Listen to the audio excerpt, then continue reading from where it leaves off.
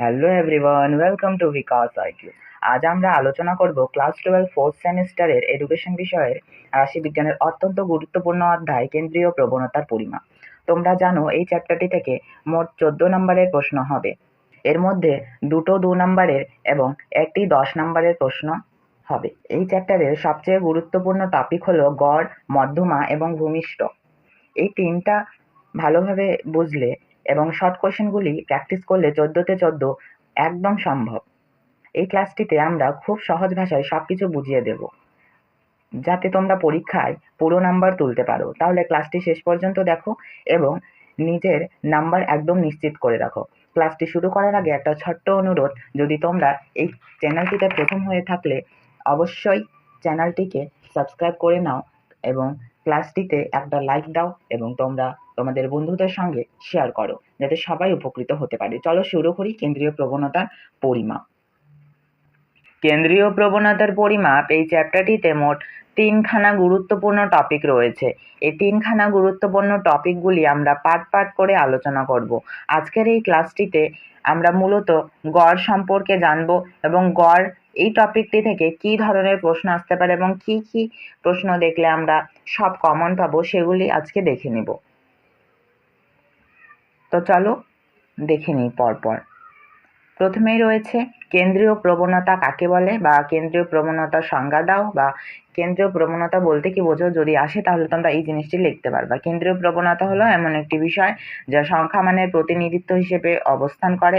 এক্ষেত্রে সমগ্র স্কোরগুলির মধ্যে পার্থক্য থাকলেও তাদের কেন্দ্রের দিকে বা মাঝামাঝি জায়গাতে যাওয়ার প্রবণতা দেখা যায়। একেই কেন্দ্রীয় প্রবণতা বলে। যদি তোমাদের মনে হয় এটি একটু বড় বা একটু কঠিন লাগছে, তাহলে তোমাদের জন্য আরেকটি রাখা হয়েছে, এখানে দেখতে পাচ্ছ ছোট্ট করে রাখা হয়েছে, সেটা তোমরা নোট সংগ্রহ করে সেখান থেকে পড়ে নিতে পারবে। এরপর রয়েছে শিক্ষাগত মূল্যায়নে কেন্দ্রীয় প্রবণতার গুরুত্ব কতখানি বা গুরুত্ব কী কী রয়েছে। এখানে 5টি গুরুত্ব দেওয়া রয়েছে, তোমরা সেটা দেখতে পারো। এরপর রয়েছে কেন্দ্রীয় প্রবণতার প্রকারভেদ। সাধারণ শিক্ষাবিদ ও মনোবিদগণ 3 ধরনের কেন্দ্রীয় প্রবণতা পরিমাপের কথা বলেছেন, যেগুলি হলো গড়, মধ্যমা এবং ভূমিষ্ঠ। কি কি? গড়, মধ্যমা এবং ভূমিষ্ঠ। প্রথমে আজকের ক্লাসটিতে গড় নিয়ে আলোচনা করব। প্রথমেই জেনে নিই গড় কাকে বলে। এটি তোমাদের 2 নম্বর প্রশ্নের জন্য আসতে পারে। গড় কাকে বলে? কি লেখা রয়েছে? কেন্দ্রীয় প্রবণতার একটি বিশেষ পরিমাপ হলো গড়, যেখানে স্কোরের মোট যোগফলকে মোট স্কোর সংখ্যা দ্বারা ভাগ করা হয়। এখানে গড় সম্পর্কে আরো একটু ডিটেলস দেওয়া রয়েছে, তোমরা সেটি দেখে নিব। এরপর গড়ের শ্রেণীবিভাগ। গড়কে 3 ভাগে ভাগ করা যায়: পাটিগণিত গড় এবং গুণ উত্তরীয় গড়, বিবর্ত যৌগিক গড়। কি কি? পাটিগণিত গড়, জ্যামিতিক গড় আর বিবর্ত যৌগিক গড়। গাণিতিক গড় কাকে বলে? গাণিতিক গড় বলতে একটি রাশিমালার প্রতিনিধি স্থানীয় মানকে বোঝায়, যা সংখ্যাগুলির সমষ্টি মোট সংখ্যা দিয়ে ভাগ করলে পাওয়া যায়। এই গাণিতিক গড়ের সূত্র কি? Summation x/n। গড়কে মিন বলে, যেটি n দ্বারা চিহ্নিত করা হয়। এখানে তোমরা দেখতে পাচ্ছ এই যে এই সাইনটাকে বলা হয় সামেশন। কে কি বলা হয়, x কে কি বলা হয়, n কে কি বলা হয়, সামেশন কে কি বলা হয়, সেগুলো এখানে লেখা রয়েছে। এরপর গড়ের ধর্ম। এখানে গড়ের সম্পর্কে সুন্দর করে লেখা রয়েছে। এরপরে আছে গাণিতিক গড় নির্ণয় করার পদ্ধতি। এখান থেকে তোমাদের প্রশ্ন আসতে পারে যে অবিন্যস্ত রাশিমালার গড় নির্ণয় করো। যখন অবিন্যস্ত রাশিমালা থাকবে তখন এই সূত্রটা আমাদের কাজে লাগবে। সূত্রটিতে কি রয়েছে? অবিন্যস্ত রাশিমালার গড়। অবিন্যস্ত রাশিমালার গড় m ইকুয়ালস টু, মানে গড় সমান সমান সামেশন x/n। m হচ্ছে গড়, n হচ্ছে স্কোরগুলির মোট সংখ্যা, x হচ্ছে স্কোর আর সামেশন x হচ্ছে স্কোর এর যোগফল। তোমাদের এগুলি 2 নম্বরের প্রশ্নে আসতে পারে ছোট্ট এসসিকিউ আকারে। যেমন একটি পরীক্ষার্থী 5টি বিষয়ের নাম্বার হচ্ছে যথাক্রমে 50, 65, 55, 85, 70। এই স্কোরগুলির গাণিতিক গড় নির্ণয় করো। এগুলি কিভাবে করতে হয় আমি তোমাদের একদম সহজ ভাষায় এখন শিখিয়ে দিচ্ছি, তোমরা খাতা কলম নিয়ে এটি করে নাও। চলো দেখে নিই কিভাবে গাণিতিক গড় নির্ণয় করতে হয়। প্রথমে দেখতে হবে আমাদের স্কোর সংখ্যা কয়টি রয়েছে। এখানে আমরা দেখতে পাচ্ছি 50, 65, 55, 85, 70 মোট 5খানা স্কোর রয়েছে।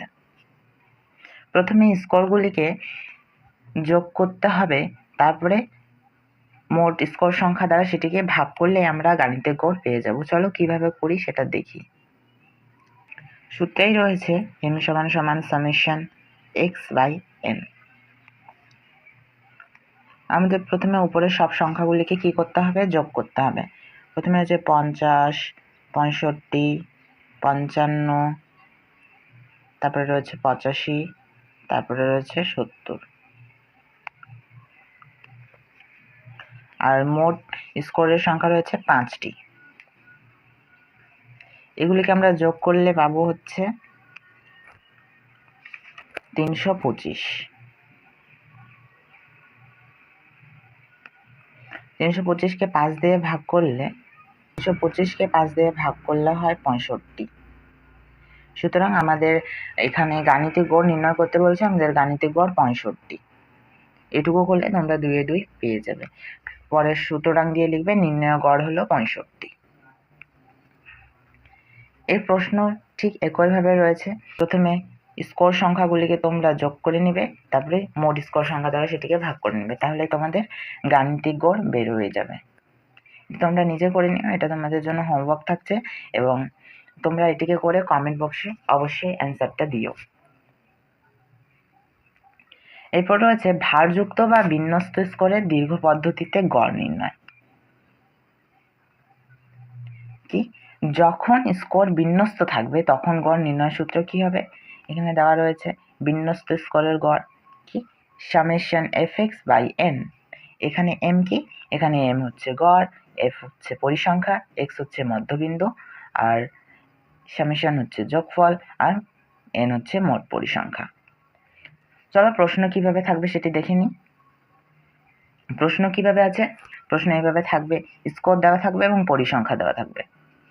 আর প্রশ্নে বলবে যে নিম্নলিখিত পরিসংখ্যা বন্টন থেকে কি করতে হবে? না গড় নির্ণয় করতে হবে। প্রশ্নে দেওয়া থাকবে নিম্নলিখিত পরিসংখ্যা বন্টনের গড় নির্ণয় করো, এবং এইভাবে ছক কেটে দেওয়া থাকবে। এটিকে করার সময় আমরা প্রথমেই হচ্ছে সুন্দর করে ঘর বা ছক কেটে নেব।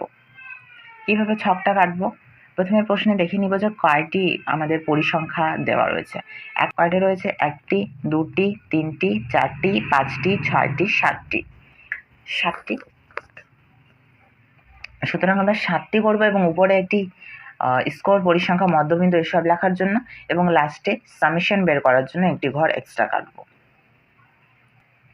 প্রথমে হেডিং মানে প্রথম যে ঘর বানাবো সেখানে স্কোর, এবং পরেরটিতে পরিসংখ্যা, তার পরেরটিতে মধ্যবিন্দু, এবং সর্বশেষে fx এটি লিখব, এবং প্রশ্ন অনুযায়ী স্কোর যেগুলি রয়েছে সেগুলি টুকে নেব, এবং পরিসংখ্যা সেই অনুযায়ী টুকবো।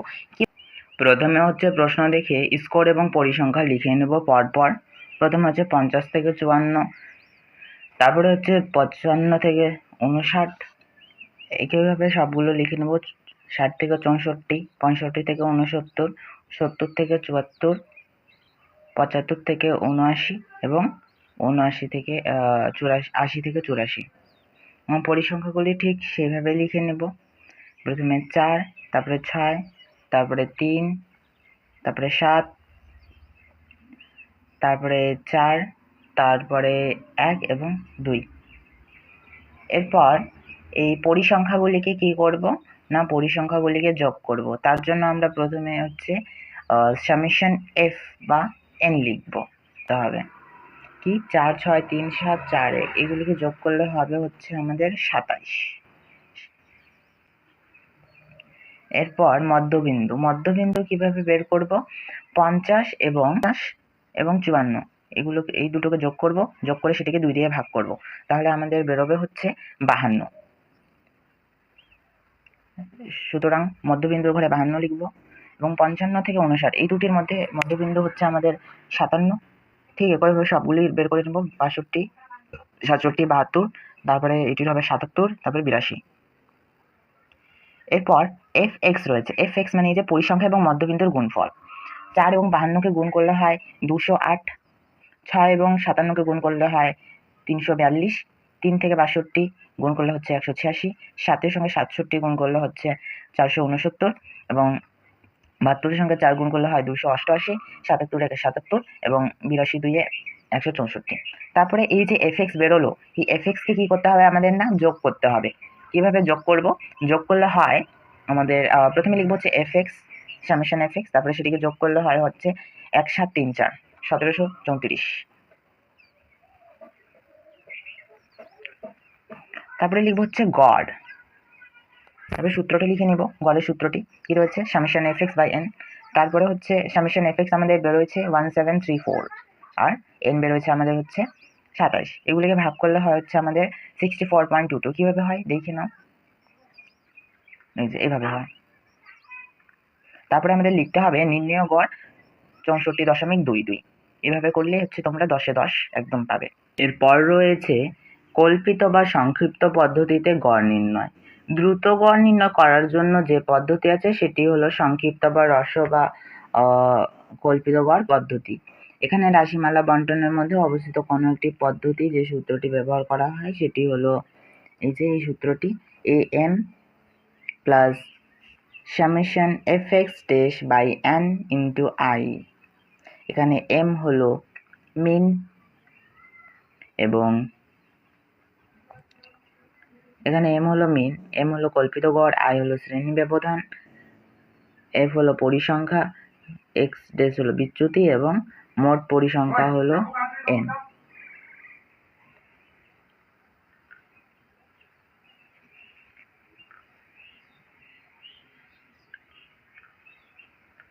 তোমাদের প্রশ্ন এইভাবে থাকবে, কল্পিত গড় পদ্ধতিতে তোমার হচ্ছে গড় নির্ণয় করো। তো প্রথমে হচ্ছে আমরা স্কোর এবং পরিসংখ্যা ঠিক আগের ভাবে ওইরকমই দেখে দেখে লিখে নেব, কিন্তু এইখানে ছোট থেকে বড় ওভাবে সাজাতে হবে। প্রথমেই রয়েছে হচ্ছে 10 থেকে 19 আর শেষে রয়েছে হচ্ছে 90 থেকে 99। আমাদের এই ক্ষেত্রে সব থেকে নিচের ঘরে 10 থেকে 19 হবে এবং সব থেকে যে উপরের ঘরে রয়েছে সেখানে 90 থেকে 99। মানে আমাদের নিচে থেকে উপরে যেতে হবে, নিচের থেকে উপরের দিকে লিখতে হবে। কিভাবে লিখতে হবে দেখে নিই।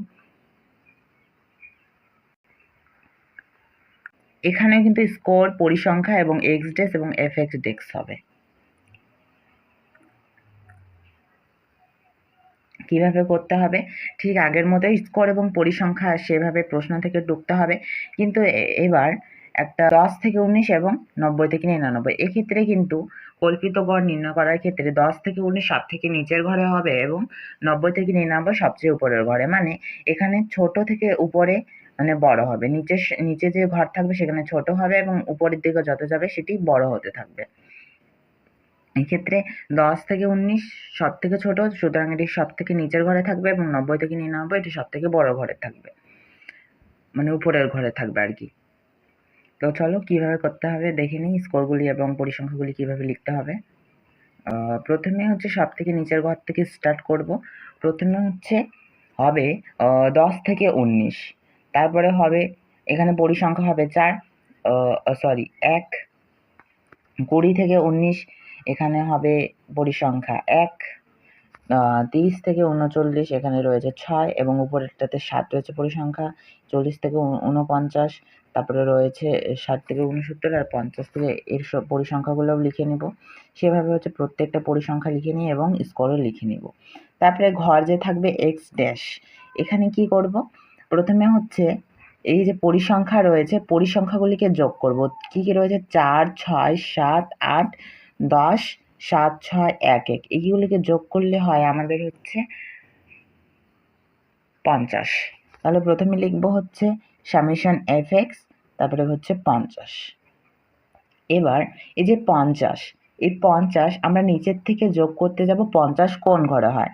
যেমন এখানে রয়েছে 1, এখানেও 1 2 2 2 6 8 8 7 15 15 আর 10 25। এখানে হচ্ছে 25 হচ্ছে, আর আমাদের 50 ছিল n, এর n কে ডিভাইড করলে হচ্ছে 25।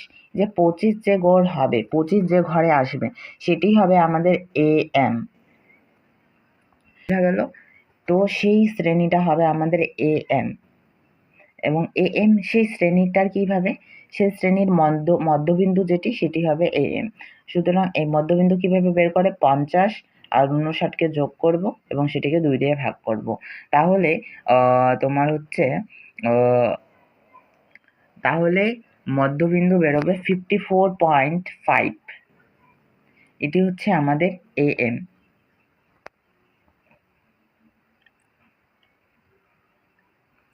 তাহলে আমাদের AM কি বেরোলো, 54.5।